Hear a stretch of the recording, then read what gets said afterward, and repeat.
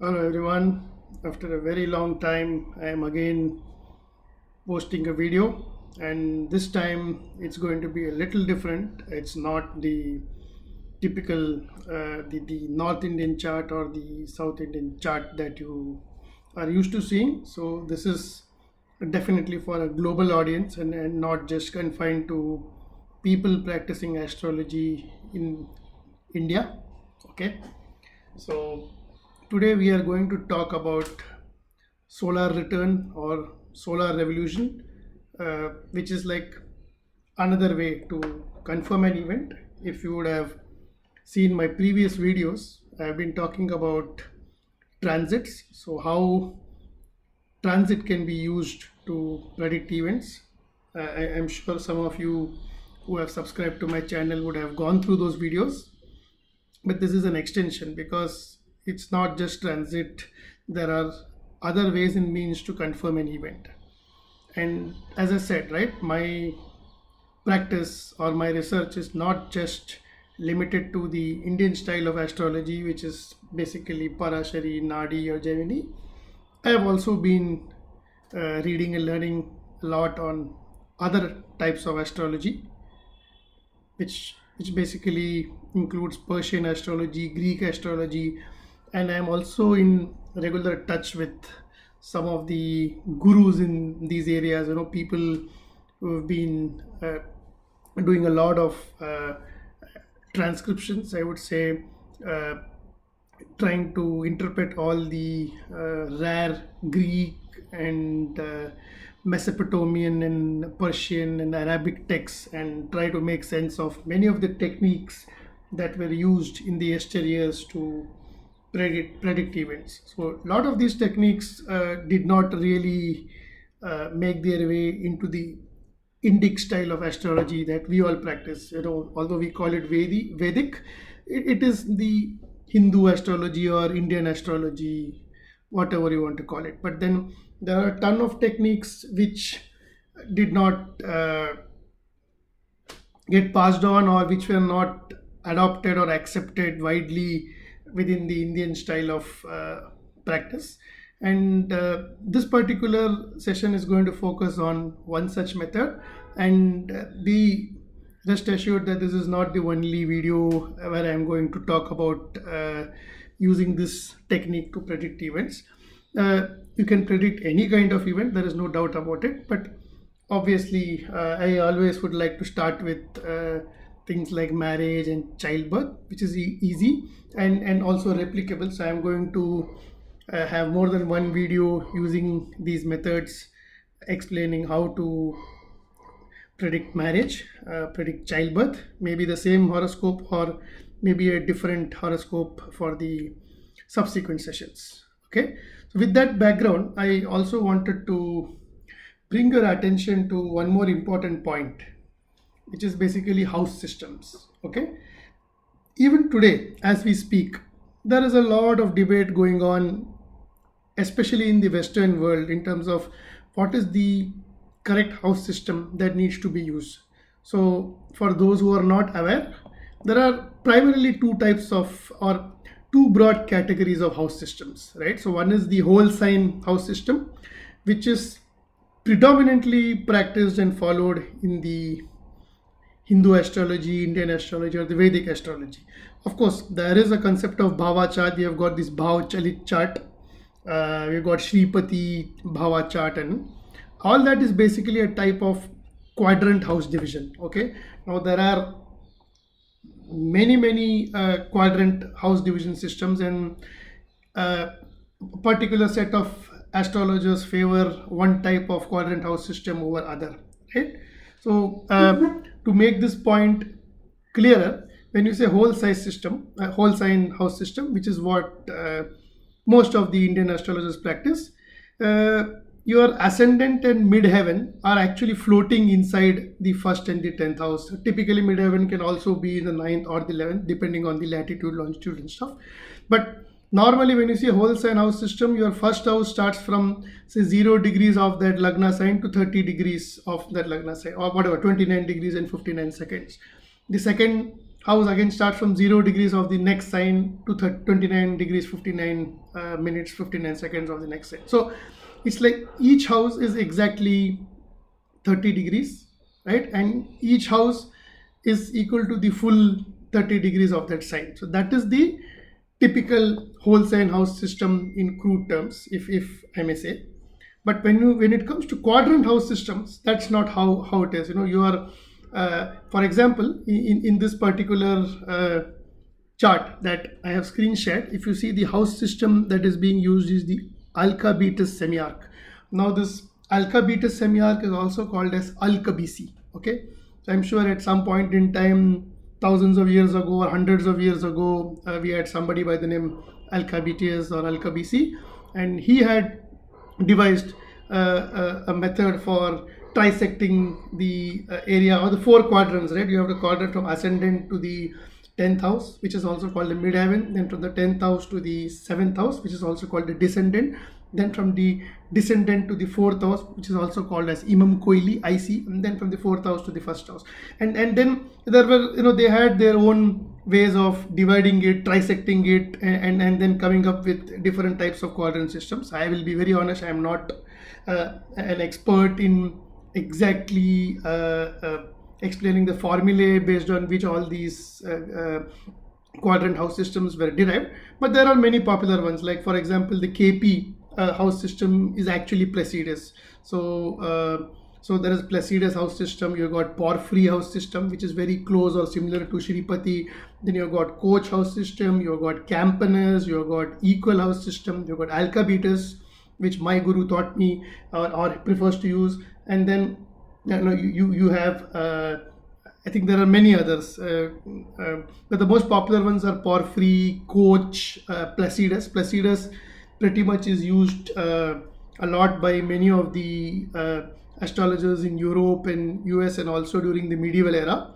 And of course, there's another super popular house system which is called Regiomontanus, and Regiomontanus is used a lot in horary astrology. So, and this is where you had this concept of house cusps, right? So it is basically the degree of I mean, for example, if you see the first house cusp here is 7 degrees and 40 minutes. So the ascendant is actually 7 degrees and 40 minutes of Cancer.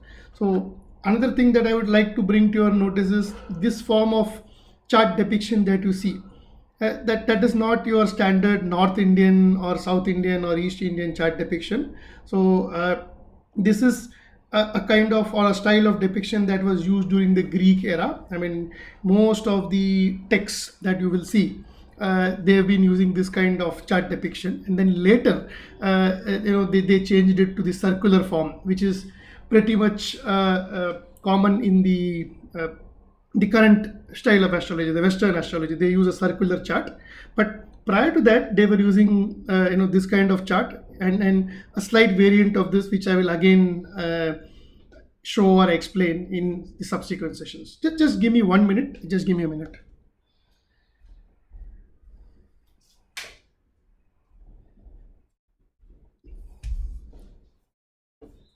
Thank you. I'm back. Yeah. So moving ahead. So in this particular type of house system, if you can see the numbers here, right? This is 1, this is 2. So what you see, this is basically the house numbering. So it starts from here. So it's like this is the overall base. It's like your horizon kind of thing. So 410. So your ascendant is 7 degrees of Cancer, right? And then you move to the second sign, which is Leo. Then the third house cusp, which is 5 degrees of Virgo. Then the fourth house cusp, which is 4 degrees of Libra. Then the fifth house cusp, which is 7 degrees of Scorpio. So that way. So it basically moves like this, right? So this is how it moves. It moves from Cancer to Leo to Virgo to Libra to Scorpio to Sagittarius, Capricorn, Aquarius, Pisces, Aries, Taurus, Gemini, and Cancer. So what you have to remember is you also need to familiarize yourself with these symbols, right? Because I know that all of us are used to seeing the typical Indian horoscope, where you will have say SU for Sun, MO for Moon, JU for Jupiter, VE for Venus, and all that. But then I personally believe that you should not restrict yourself to just understanding one type of representation. You have to be more open, and that's where you will be able to explore and understand other techniques. So, rarely in the Greek and medieval astrology, you will see people writing the full name of the planet. They used to uh, use these symbols, okay? And you have to familiarize yourself with the symbols of the 12 zodiac signs as well as the symbols of the nine planets, okay? Now, if I have to say, this is Saturn, okay? This particular symbol that you see is Saturn. This is the Sun. This is Mercury, right? This is Jupiter. This is Mars. This is Venus. This is Rahu, right? And this is Moon. I think Moon is quite evident. We all know it's like the crescent shaped stuff. But all I'm saying is you have to be comfortable. You can get charts which primarily use symbols instead of the abbreviations, right? So be open, don't be so rigid, because it might open doors to a whole new world of techniques which have not been passed on to the Indian tradition, and that's definitely going to be very helpful for the entire astrological fraternity in the long run. It's like even in the West, they are getting influenced by Vedic techniques, and they are trying to use some of them in their analysis. At the same time, there is also a subject. I mean, there is also traditional astrology, which is the astrology that was practiced during the Greek, Mesopotamian, Byzantine, and that kind of era. And they had a rich set of techniques that they were using for event prediction. And of course, unfortunately, we do not have their translations in Latin or I would say English. A lot of it is either in classical Greek or sometimes in Arabic and Persian. So still there are historians and people who understand the subject of astrology. They are taking efforts to translate all of them to English, understandable English. But remember one thing, because you never know what exactly the guy who had created those original manuscripts had in mind. So there is a lot of room for misinterpretation, and you might end up missing some of these techniques, or you might not understand it perfectly, right? So that's the kind of thing. So long story short, make sure that you understand different forms of chart representation. It's going to be helpful for all of us. Second is, be familiar with the symbols that are used for the zodiac signs as well as the planets. Remember, all these planetary symbols that you see actually have their base in alchemy. So from the alchemy they have picked it, and they are using, it's called glyphs. Okay, they call it glyphs, and all these glyphs, I would request that the viewers of my channel or anybody watching this video should familiarize themselves with. Right? Cool. So hope so far you found it informative and interesting. But notice one more thing. Okay, I am still sticking to a sidereal Ayanamsha, sidereal Ayanamsha. Even in the past, or even as we speak, there is shitloads of debate on what is the right Ayanamsha to be used. Whether you should use a tropical zodiac or whether you should use a sidereal zodiac.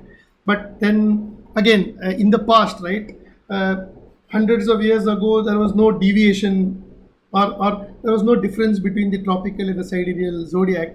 But then as time passed, obviously due to the precessional motion of the earth, the Ayanamsha values started shifting, right? So, and then there were two schools of thought. One who uses tropical zodiac, which is aligned to seasons, whereas you have the sidereal zodiac, which is more like constellation aligned. It's all against the backdrop of the constellations and stuff. So again, I am not an expert or the right person to say which one should you use. But coming from an Indian origin, in India, people are used to using the sidereal zodiac. They use the popular Ayanamshas like either Lahiri or Krishnamurti. I prefer Krishnamurti, and in fact, one of my gurus, who is actually based in Europe, from whose book I learned all these things, right? Some of these techniques. Obviously, in the book, he is not going to tell everything, but based on some email exchanges that I have had, I also figured out certain things on my own, and I hope his blessings will help me uncover more truths, and I'm able to predict it in a simpler form. Right? Okay. So with that said, this is the horoscope of a female who was born in the year 1984. Okay, and what I'm going to predict is actually the event of her marriage. Okay, just bear with me. Let me just remove all this to have a cleaner chart. Right? Okay, right. So this is her natal chart. Okay, this is her birth chart. Whereas she got married in Jan 2014. Okay, now you all know the concept of solar return, which is basically Varshafal, the Varshafal chart. So you will create a chart at a point, and this is every year's thing, right? Varshafal. So it's like an annual horoscopy. It's an annual chart that you will create exactly for the time when the sun arrives at the same point as it was in your natal chart. So in this case, if you see in the natal chart, sun is at 29 Scorpio, 29 degrees and 16 minutes Scorpio. Now, the nearest birthday, right? The nearest birthday, she got married in Jan 2014. So the nearest birthday is obviously it is December 2013, right? So you will create a solar return chart for December 2013, right? And most softwares will give you that, whether you use Jagannath Hora or any other software. Every software, to the best of my knowledge, has the Varshafal module. Okay? So you can definitely use that software and generate the solar return chart. So in this case, the nearest birthday is 15th of December 2013. Remember, it need not be exact like 14 December, because the day the sun exactly comes to the same degree, right? It may be a day here and there, one day before, one day after kind of thing. That's what I've observed. So see, if you notice, the degree of sun on the 15th of December 2014 is exactly the same as what you see here, right? So this is a solar return. So the sun every year returns back to the same point in terms of degrees, minutes, seconds, and that's when you will create, and that's what you would call a solar return chart. And this is one of the techniques of annual horoscopy. Since ages, astrology scholars have been using it to predict events. Another thing is the type of aspects that they consider is the Tajika aspects, because this is, again, it comes under the branch of Tajik astrology, if you want to say. Okay, and there the type of aspect doctrine or the aspects that they use is slightly different from the way the typical Indian astrology considers aspects.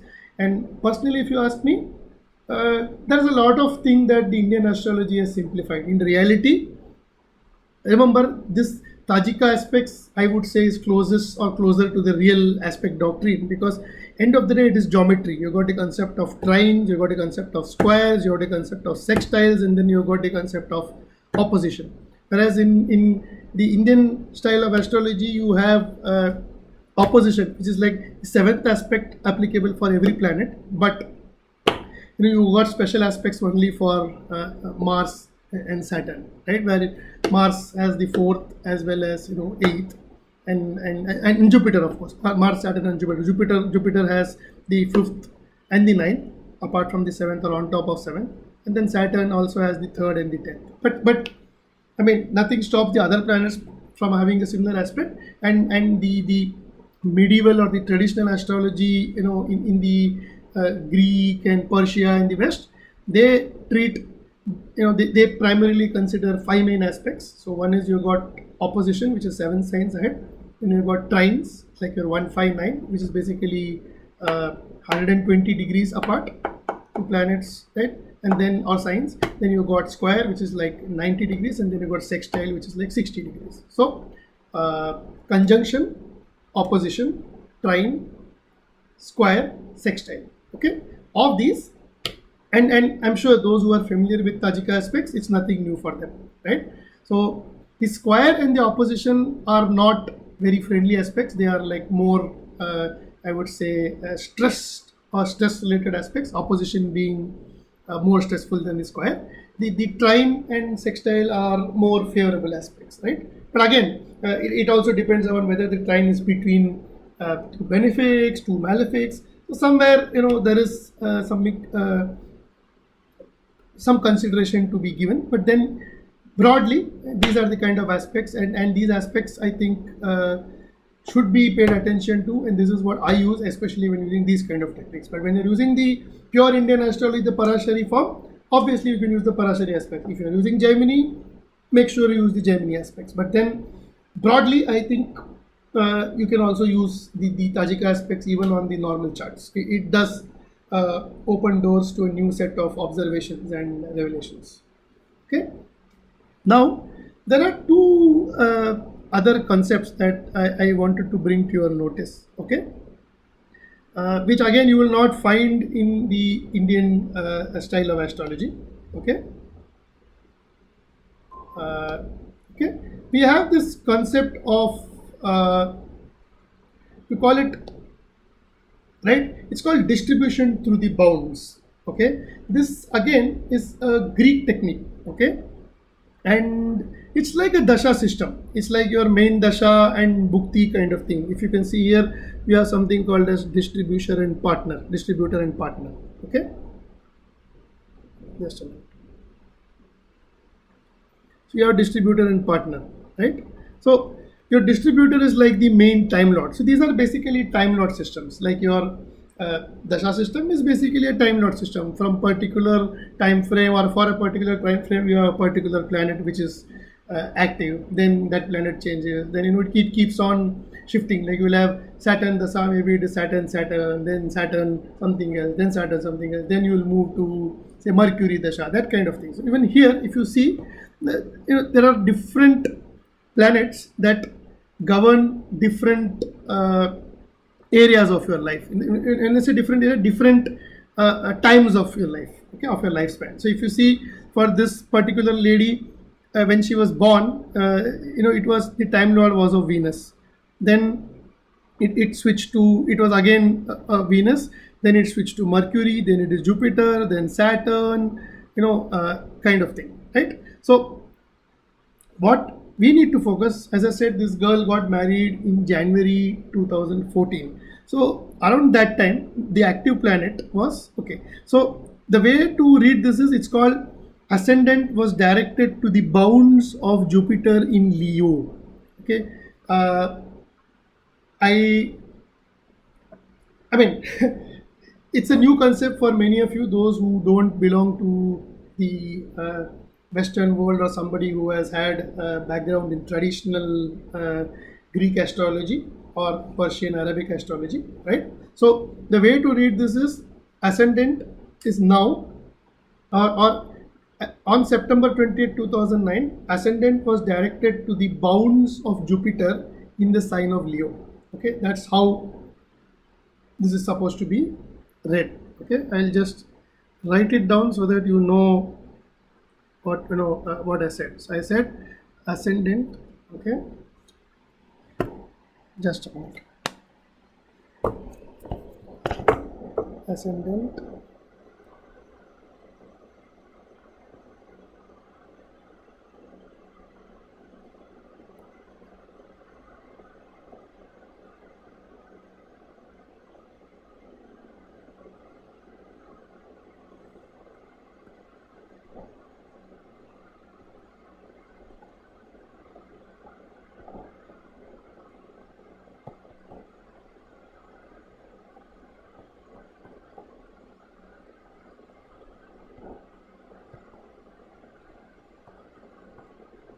Right, so this bounds is like your I would say trim shamsha kind of thing. So every sign is divided into 6 halves kind of thing, right? So you will have, every sign will have a bound of Jupiter, Saturn, Mars, Mercury, Venus, right? Five planets, exclude the luminaries and Rahu Ketu. So that's a kind of concept that they used during the Greek era, right?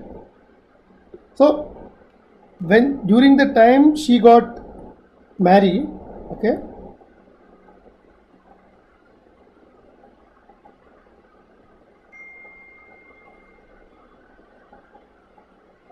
the ascendant was in the bounds of Jupiter in Leo, right? Okay, now I'll go back to the other slide. Just give me a minute.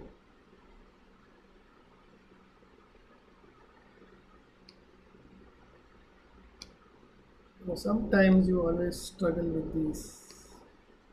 Okay, so yeah. So remember, ascendant was in the bounds of Leo, and this is how it looks like. Okay, so right. So every sign, right? For example, Aries. So Aries, the first 5 degrees is ruled by Jupiter. The next from 6 degrees to 11 degrees is ruled by Venus. Then from 12 degrees to 19 degrees is ruled by Mercury. Then from 20 to 24 it is ruled by Mars, and then it is ruled by Saturn. So this way, every sign, okay, every zodiac sign will be ruled by each of these 5 planets in a different order. Okay, this is called bounds. So right now what we are saying is the ascendant, because the ascendant, it's like a progressed ascendant kind of concept here. Okay, so the ascendant now is right now has moved to the bounds of Jupiter in Leo. So this is where the ascendant is. So the same ascendant will slowly, progressively move to the bounds of Venus in Leo. Then it will move to the bounds of Saturn. Then it will move to the bounds of Mercury, then the bounds of Mars, and then the ascendant will move to the bounds of Virgo. So the ascendant will slowly move, traverse through each of these zodiac signs. That's the kind of logic. That's what you call distribution through the bounds, right? So, I mean, the reason I'm touching upon this point, I know you may not grasp it in the very first session. Upar se jayega, bumper, you will feel that what the hell is this guy talking about? But if you really want to look up this particular stuff on the internet, it's called distribution to the bounds or circumambulation through the bounds. It's an extremely popular technique that people used in the past.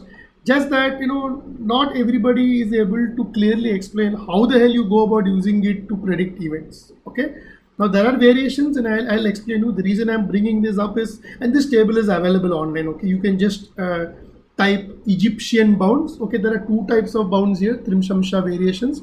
You got the one that the Egyptians used to practice. It's called the Egyptian bounds, or they also called terms. Okay, the another bound variation is called Ptolemaic term. So it was from the master astrologer Ptolemy. But then the Ptolemaic bounds are not very popular, and there's a lot of lot of people felt that that's not the best way to use for prediction, especially in the natal astrology side. I have not seen many people using the Ptolemaic bounds, but in horary astrology people still use Ptolemaic bounds, especially to identify the dignity and debility of planets, the scores and all that stuff. Okay, cool. I think there's too much of jargon I'm using, but I just want to increase this awareness that these are some amazing techniques which did not make their way as effectively, or I don't know whether a lot of people who practice Indian astrology use the distribution through the bounds and stuff. It's like a kind of dasha system, if I may say. Right? So now moving ahead, just a minute. So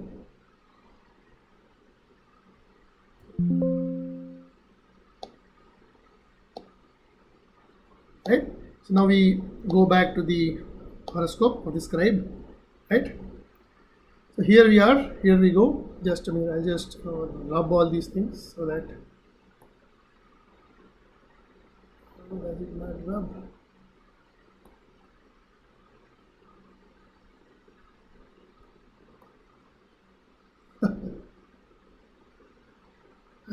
Okay, anyways.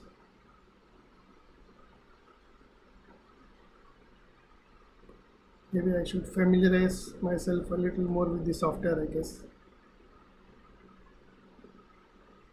Okay, now coming to this particular lady, as I said, she got married in Jan 2014. Now, if you see, ascendant was directed to the bounds of Jupiter. So Jupiter becomes a very important time lord. It's like a dasha lord. It's like a period lord. Okay, and in the Greek style, they used to call it chronocrator. Chronocrator is like chronos. Chronos is time. So it's like a time lord kind of thing. Now remember, if you are looking for marriage, right? As I said, this lady got married in January 2014. Obviously, Jupiter has to have a connection with the seventh house. But the thing is, what you see here is the solar return chart. So now, if I look at the annual chart for the nearest birthday that was closest to her marriage, right? If you see, I mean, the in the annual chart, Jupiter is in the seventh house, right? Jupiter is in the seventh house.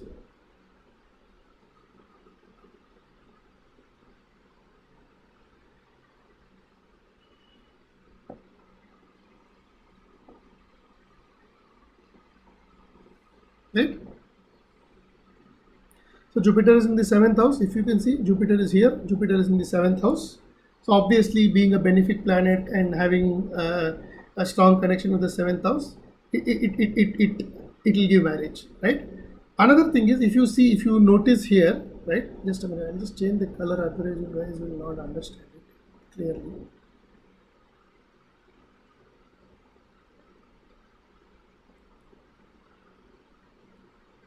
Okay, cool. Now I got it. Right? So as I said, Jupiter is in the seventh house. So obviously Jupiter has the tendency to give marriage. It has got the vibrations of marriage. With, one is it is a benefic, and secondly, it is also in the seventh house of the solar return chart.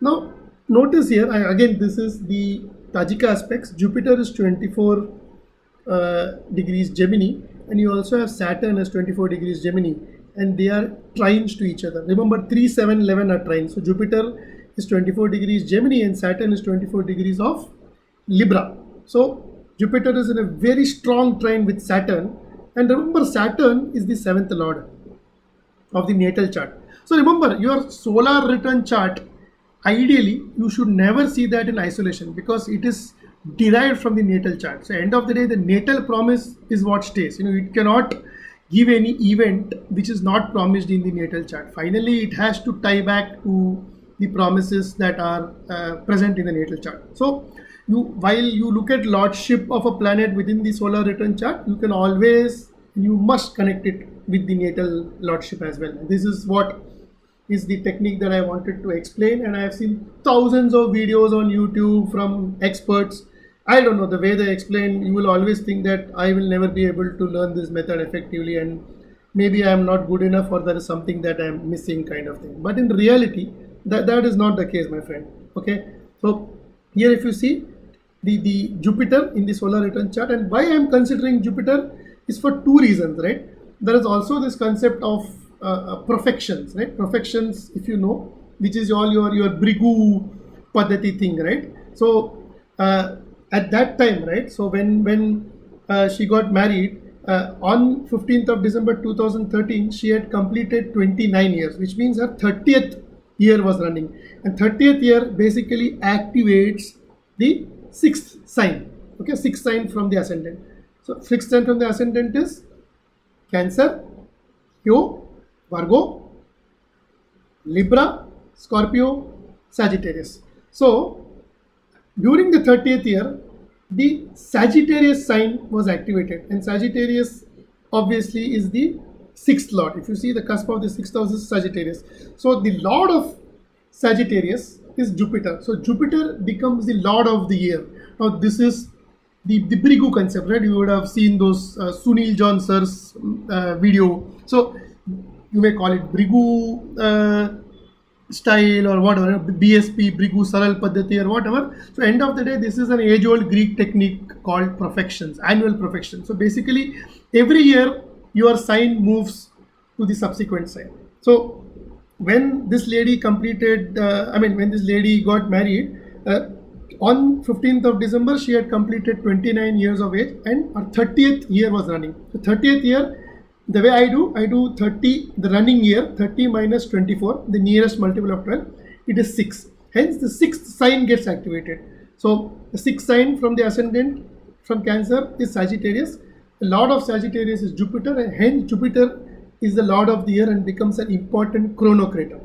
Now, apart from the fact that Jupiter is the perfected year lord, Jupiter is also the term lord or the bound lord, because if you remember some time back I said ascendant is directed to the bounds of Jupiter in Leo. So Jupiter becomes double important. So it's an extremely important chronocrater, and any aspects to Jupiter, you have to pay special attention. In this case, it is Saturn which is having a very strong trinal aspect with Jupiter. So Saturn is aspecting the chronocrater Jupiter, and Saturn here is the seventh lord of the natal chart. Hence, there is again a seventh house connection. So one is the chronocrater Jupiter is in the seventh house, and then in the solar returns chart, the Saturn is trining the chronocrater Jupiter, and Saturn happens to be the seventh lord in the natal chart. So there is again a seventh house connection.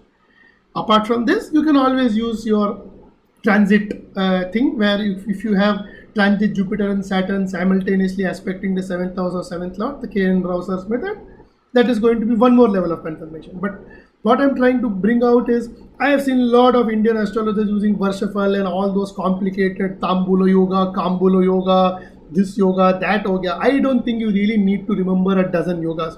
No need here. I mean, it is not so complicated. Of course, for very accurate predictions, yes, you will definitely need them. But otherwise, there are secrets which have been missed out. I know people who use all these sahams, all these Arabic parts. But mind you, maybe Jagannath Hora gives you one set of Arabic parts, but then there is a lot of discrepancy or deviation in the way people calculate these lot. Therefore, for a lot of marriage, there are three formulas. For a lot of child, there are like multiple formulas. So there are multiple astrologers in the past, and each have their own set of formulas, and it becomes very difficult for one to decide which one works for them. Maybe in 10 horoscopes, this particular person's lot formula helps, well as for the next one it does not. Then there is also a concept of reversing the formula for lots if it is a day chart and night chart. This is a concept called sect, where if you are born during the daytime, you have a different formula. If you are born during the night time, you have a different formula and all that stuff. So it is quite complicated, and I myself had subscribed to a course from an Indian astrologer who was primarily using Sahams for doing any solar return kind of prediction. But then I think it was quite easy the way I taught you. I primarily introduced you to the concept of distribution through the bounds, okay, and of course see how the bound lord, in this case Jupiter, and also happened to be the profected sign lord, because when she turned 29 years, during her 30th year, actually Jupiter got activated. Jupiter was also the profected year lord, it was also the bound lord, and Jupiter was in the 7th house. It was also having a trine aspect with Saturn in the solar return chart, and Saturn happened to be the 7th lord of the natal chart. So these are some strong conditions supporting her marriage, and then you can use transits on top of this, or you can use a Vimshotri Dasha, and you can also use Aruda. You can see my past videos. Based on all these things, you can be even more sure that there is a very strong chance of this lady getting married. So I know I threw in a ton of new concepts for those who are used to the Indian style of astrology. This may be new, but I would request you to read about distribution through the bounds or distribution through the terms, the concept of bounds, Egyptian bounds, P-O-U-N-D-S, and also go through this video one more time, and also be open to quadrant house system. In this case, it is Alcabetus. You can also try Placidus. I have tried that as well.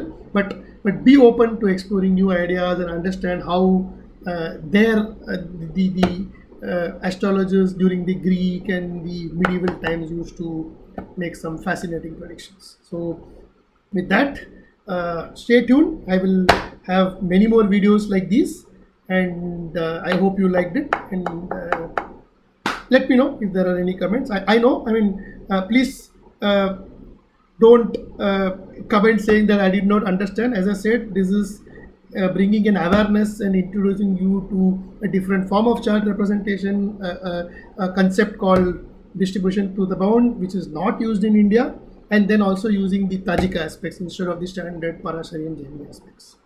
Okay, so happy Gudi Padwa to those who are celebrating. Happy Eid Mubarak to all my Muslim friends and brothers, and continue to have a nice weekend. Stay smart. Catch you soon. Thank you, and this is Subbu signing off.